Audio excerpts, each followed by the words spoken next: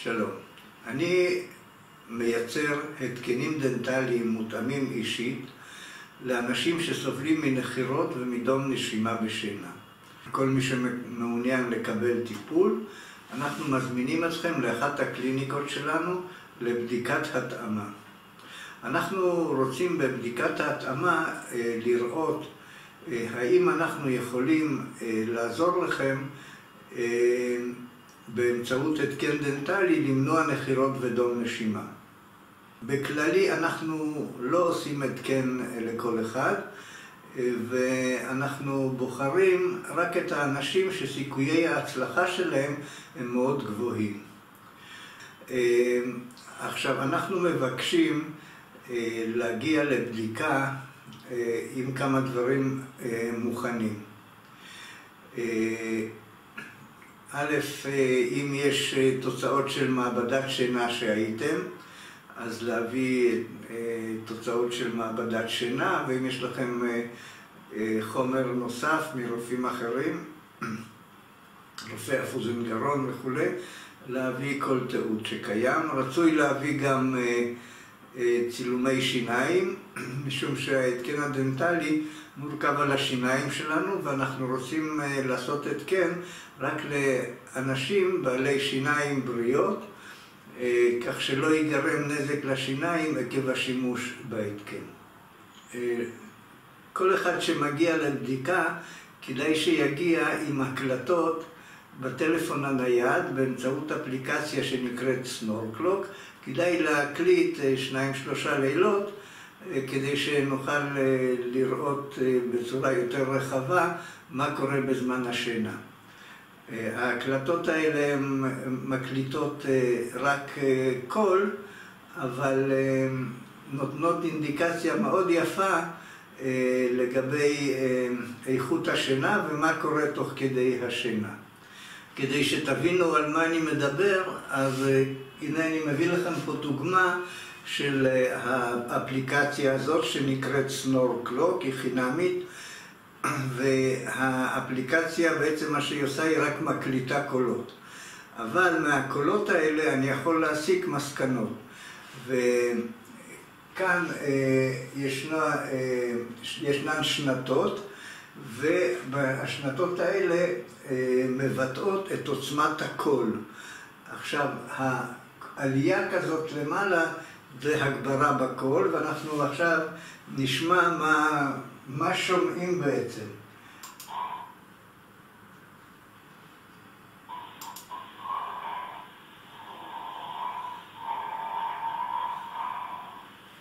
אנחנו שומעים את הנחירות, ונגמרו הנחירות כי התחילה הפסקת נשימה.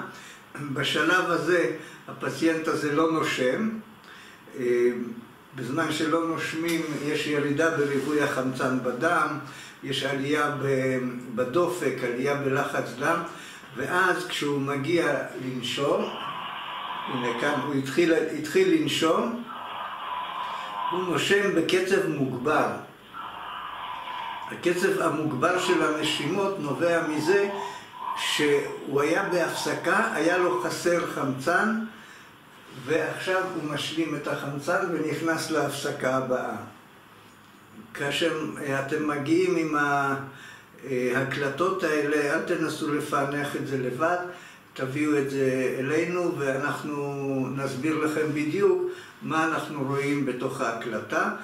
דבר שני, ברגע שאתם קונים התקן דנטלי, ויש לנו את ההקלטות מלפני ההתקן הדנטלי, ברגע שאתם מסתגלים להתקן, אתם עושים הקלטות עם ההתקן הדנטלי, ואז אנחנו רואים בצורה מאוד משמעותית ומוחשית את השיפורים בתפקוד ובשינה ובנשימה.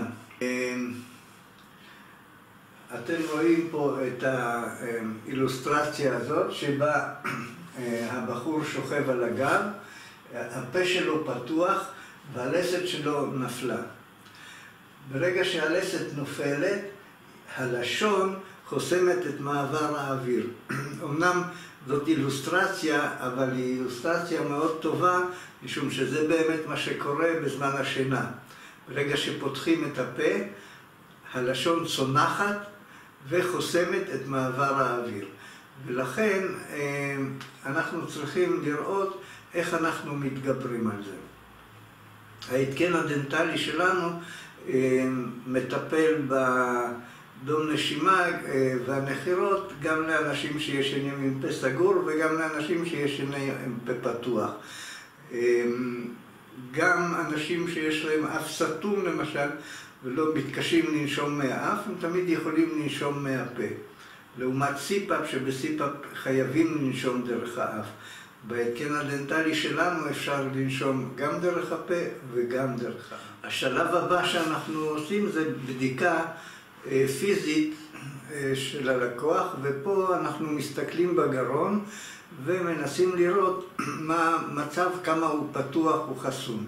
אז בואו לא ניכנס לכל הווריאציות שקיימות בגרון, אבל בואו ניקח את שתי הווריאציות הקיצוניות.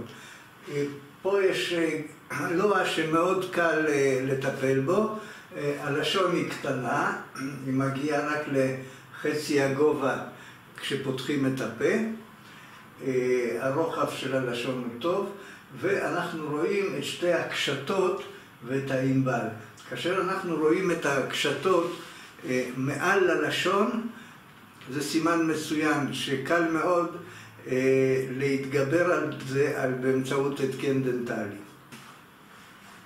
פה אנחנו רואים גרון שאנחנו לא מסוגלים לטפל בו. הגרון חסום לגמרי, אבל אנחנו גם רואים שיש פה או שקדים או קריסה של הקירות של הלוע, ובמקרה כזה אנחנו לא יכולים לעזור. זה כמובן, המצב הזה הוא קיצוני נגד לעשות התקן דנטלי, מול הקודם שראינו שהוא מצוין בשביל לעשות התקן דנטלי. רוב האנשים הם איפשהו באמצע, ואנחנו מחליטים לפי הניסיון שלנו למי כדאי ולמי לא כדאי לעשות. יש לנו רק כלי אחד להשתמש בו, וזה הקידום של הלסת. זאת אומרת, אם הלשון צומחת, אנחנו רוצים לפתוח את מעבר האוויר. עכשיו, כל מה שעומד לרשותנו זה 4 מילימטר. אנחנו מחפשים את האנשים שהיכולת שלהם להביא את הלסת קדימה היא בין 8 ל-12 מילימטר, אבל אנחנו לא משתמשים בכל היכולת. אנחנו משתמשים אולי ב-4-5 מילימטר. טוב, כאן יש לנו מקרה שבן אדם שעבר ניתוח שנקרא UPPP, וזאת חתכו את הענבל וחלק מהחך הרך. פה מתחת לזה נמצא המעבר אל האף, וכאן הירידה מאחורי הלשון לתוך הגרון לבליעה ולנשימה. הבעיה בדום נשימה היא לא הענבל שחוסם, אלא מה שחוסם את מעבר האוויר זה הצניחה של הלשון בשינה. ברגע שפותחים את הפה, או לא פותחים את הפה, בעיקר כשפותחים את הפה, כל הלסת צונחת. ולכן זה לא משנה שחתכו פה. הצניחה היא פה באזור הלשון. ואת הצניחה הזאת אי אפשר למנוע על ידי ניתוח. את הצניחה הזאת של כל הלסת אפשר למנוע רק על ידי התקן דנטלי. בכל מקרה מה שנכון זה שאם כבר מגיע מישהו שכבר עשה במילא את הניתוח, אז לנו הרבה יותר קל לעזור לו מאשר אם יש ענבל. באותה הזדמנות אני אראה לכם גם איך נראה ההתקן הדנטלי שלנו, שהוא מאוד מאוד עדין. פה אנחנו רואים את הפה פתוח, זה החך העליון, ואנחנו רואים שההתקן משאיר את חלל הפה פתוח לגמרי. וזה ההתקן היחידי שהוא בנוי על שלד מתכת מאוד עדין. גם הקונקטור הזה שנמצא פה ברום של החך העליון לא מורגש, הלשון עוברת מתחתיו, ככה שזה לא מפריע ללשון, הוא התקן נוח מאוד, וההסתגלות אליו היא מאוד מהירה. אנחנו בודקים כל אחד, משקללים את כל הנתונים שאנחנו מקבלים, איך נראה הגרון, מה כתוב במעבדת שינה, מה רואים בהקלטה, מה רואים פיזית בגרון, וגם אנחנו מביאים את הפציינט למצב שמדמה את האפקט של ההתקן. אבל את זה כבר תראו כשתגיעו לבדיקה.